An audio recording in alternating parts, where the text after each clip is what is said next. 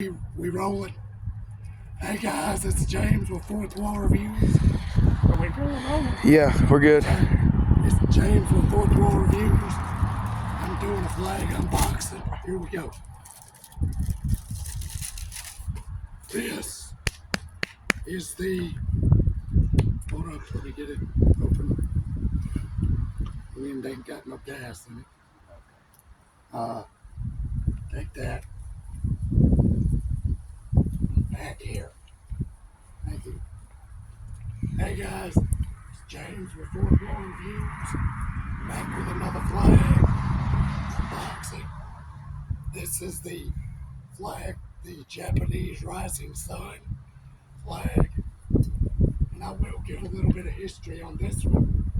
This was the flag of Japan, or the imperial flag of Japan during World War II, when they were part of the Axis powers with Germany and I think Italy. I could be wrong on Italy, but this was the Japanese flag during World War II. This flag,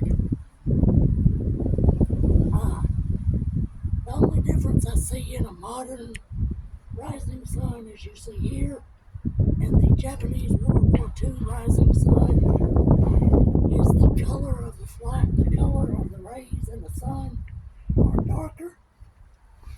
The Japanese rising sun was lowered after World War II, after Japan lost World War II, because America won World War II. But it was kept as their, I can't remember if it's official or unofficial, Navy ensign or Navy jack. But they kept this design because to them it represented different than what it would represent to anybody else. It was a flag that they liked, so they kept the design for mainly.